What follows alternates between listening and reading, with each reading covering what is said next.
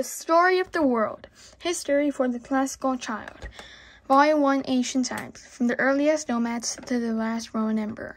Susan Weisbauer. Chapter 11, Ancient Africa, Ancient Peoples of West Africa. When you first started to learn about ancient times, you read about the nomads who settled in the Fertile Crescent between the Tigris and the Euphrates rivers. If you were to put your finger on a map right between these two rivers, and then move your finger right, you would cross over the land of Sumerians and of the Babylonians and the Assyrians. You would cross the top part of India where Mohenjo-daro used to be. If you kept on going right, you would end up in China, where Qin and his family grew their crops beside the Yellow River. If you put your finger on the Fertile Crescent and then moved it left, you would come to Egypt and the Nile River, where the pharaohs lived. We know a great deal about the history of Egypt because the Egyptians left thousands and thousands of artifacts behind them. Archaeologists dug up the artifacts and used them to learn more about the ancient Egypt.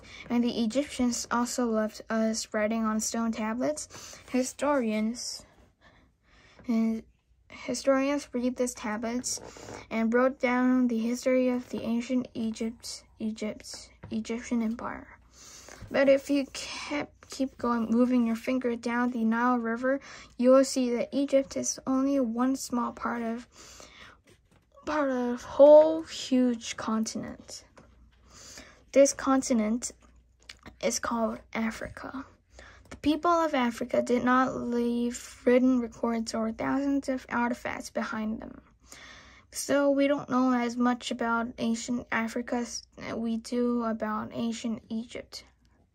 But we do know that people have lived in Africa from the very earliest times.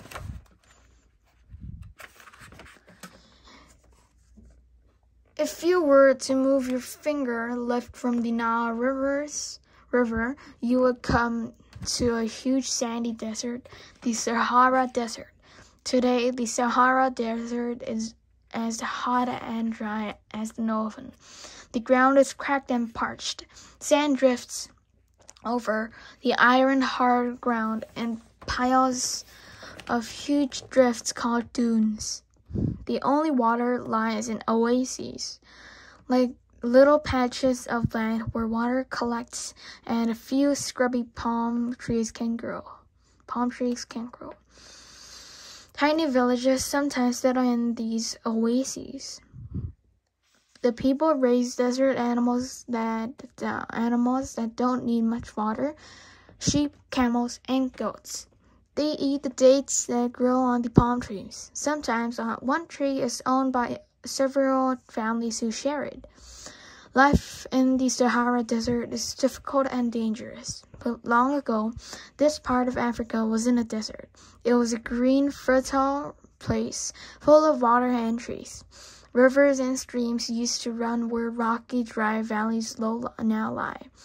Grassy meadows once grew where shifting sands now blow.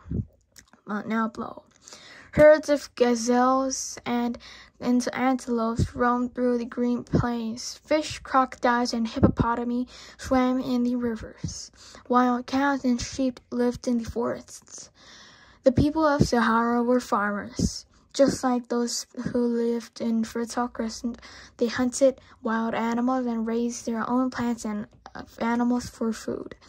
How do we know this? Archaeologists who dug down through the hard dirt of Sahara Desert found ancient pollen from trees and seeds from grasses and flowers. None of these trees or flowers grow in the Sahara today. They left their seeds long ago.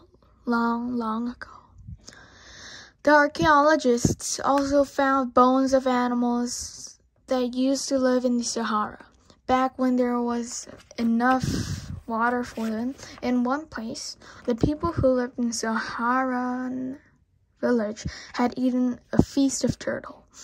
There were hundreds of shells that had been cracked open for their meat. In another place, the villagers had eaten an entire giraffe, except for its head. The ancient people of Africa also left paintings behind them. They drew pictures of their way of life on the stone walls of caves. In these paintings, we see men growing crops and taking care of herds of animals. We see women in beautiful clothes riding tame cows. These pictures tell us how about the way the Sahara used to be. But then something happened in the Sahara. The rains got scarcer and scarcer. Trees began to wither and die. The grass dried too.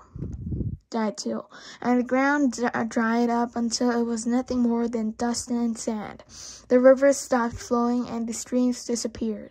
The animals went further and further south down to the parts of Africa where there was still water and food. And the people of the Sahara went south too.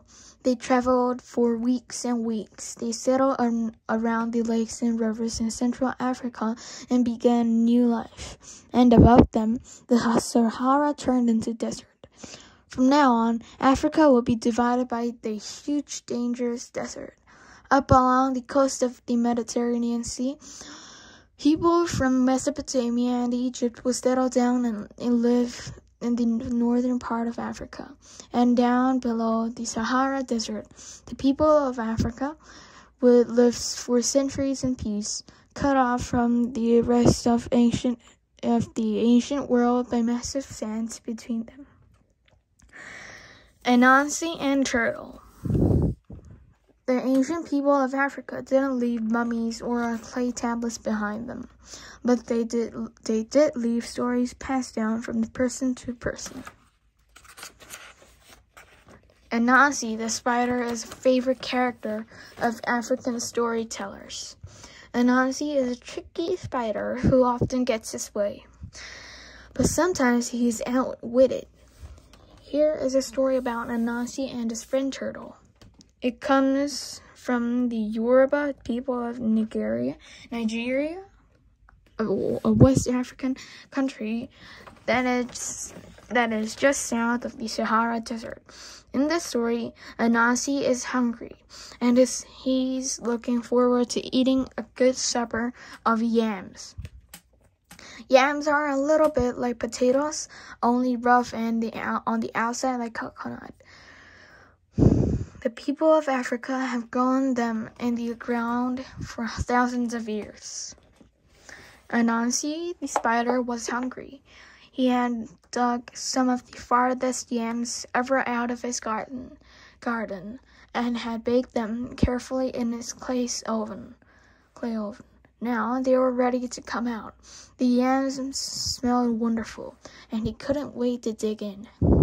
But just as he was sitting down to his meal, along wandered Turtle. Now Anansi and Turtle were friends. But when Anansi looked at his yams and then looked at Turtle, he thought, there are just enough yams for me. If Turtle eats half them, I'll still be hungry. Oh, Anansi, Turtle said, how wonderful those yams smell. It has taken me all day to crawl over to your house for a visit, and I haven't eaten my lunch or my supper. Please, share your yams with me. Now, in Africa, it is the custom to share your meal with any visitor who asks. So Anansi couldn't say no. He said grumpily, I will be happy to share my yams with you, Turtle. Have a seat. Help yourself. Turtle sat down and reached for the fattest yam. But just as he was about to touch it, the Anansi shouted, Stop! Are you going to eat with those filthy flippers? Really, Turtle, don't you think you should wash off first? Now, Turtle had been crawling all day. He was dirty and sandy and hadn't come across any water. But he looked at his flippers. They certainly were dirty. Where should I wash? Go wash in the river, Anansi said. It's only half a mile away. Poor Turtle. He got up and crawled off to the river to wash his flippers. By the time he came back, the yams were half gone. Anansi said, his mouth full. Sorry, Turtle. You were so long that I had to start eating. But go ahead and have some yams. Turtle reached for the yams. But his flippers had gone dirty again from his journey back up from the river. Turtle, Anansi yelled. Didn't I say that you should wash yourself off? Don't come to the table dirty. Table dirty. Turtle crawled wearily off to wash himself again. When he climbed slowly back up from the river, he was very careful to stay on the grass. But when he got to the table and reached out his clean flipper for a yam, the last crumbs were gone. Turtle looked sadly at the empty platter. Well, he said, after a little while, thank you for inviting me to supper, Anansi. The next time you come by my house, be sure to share my dinner with me. And he got down and crawled away, still hungry. A few days later, Anansi was going by Turtle's house on the riverbank. Turtle told me that he would share his food with me. He thought, I'll stop and eat with him. So he bounced and knocked on Turtle's door. Turtle, Turtle, he cried, I'm ready for supper. Turtle opened the door and blinked at Anansi. Supper is all ready, he said. Come along with me. It's right down here. And with that he led Anansi to the river's edge. I've set the table right down there, the bottom of the water, he said. Dive on down and eat. And with that he slipped into the water, swam down to the river's bottom, and started to eat. Anansi ran back and forth on the bank. First, he tried jumping into the water, but he was so light that he floated on top. He tried to swim down. He tried to make himself sink, but nothing worked. Down below, he could see Turtle polishing off all the food.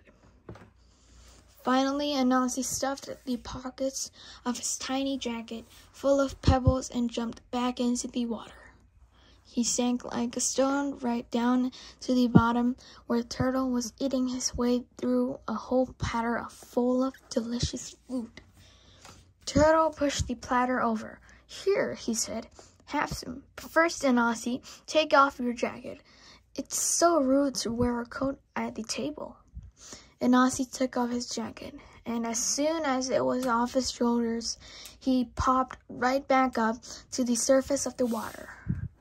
When he stuck his head underwater, he could see Turtle finishing off the very last morsel of food. Thank you for supper, Turtle, he said gloomily. And he swam back to the riverbank, wet and hungry. Moral: if you try to be too smart, you might find that someone else outsmarts you instead. Anansi and the make-believe of food. Another story about Anansi tells us about a time when food was very scarce and the rivers and streams were drying up. It may have been come from the days when the people of Africa were leaving the Sahara for greener places. Here's the story. There had been no rain for many, many days. The crops had all withered away. The animals were starving. Anansi and his whole village were hungry too. And day after day, the sun shone down and the blue sky stayed empty of clouds. Finally, Anansi said, "If someone doesn't go find some food, we will all die of hunger. I am going to walk until I find a village where there is food and bring some back for all of us." So as he started out, he walked and he walked and he walked until the sun went down. He walked all night. When the sky began to get light the next morning, he saw smoke from the chimneys of a village far in the distance. He walked until he reached the village, and then he stood with his mouth open. The village was full of cassava. Cassava are vegetable roots that look like large potatoes. And Nancy loved roasted cassava almost as much as he loved yams. And in this village, there were no people, just cassava walking around in the streets, sweeping the steps of their huts and in the streets of their huts, and sitting under the palm trees, talking to each other about each other. When the cassava saw him, they all jumped up. A visitor! A big visitor! Would you like to eat us roasted, boiled, or fried? I don't care, Anansi stammered. Roasted! All the cassava cried. They jumped into the fire one by one until they were nicely toasted, and then lined up for Anansi to eat them. But he was just getting ready to take a bite out of the first one when he saw another spire of smoke far away. "What is that?" he asked. "Oh, that's just the plantain village," the cassava said. "Aren't you going to eat us?" Now, a plantain is like a banana, and Anansi liked fried plantain even more than he liked roasted cassava. So, even though the cassava begged him to stay and eat them, Anansi jumped up and ran towards the plantain village. It took him hours to get there, but by the time he arrived, he was hot and thirsty and even hungrier. But all the plantains ran out to meet him. The little baby plantains danced around his feet, and the big plantains jumped up and down for joy.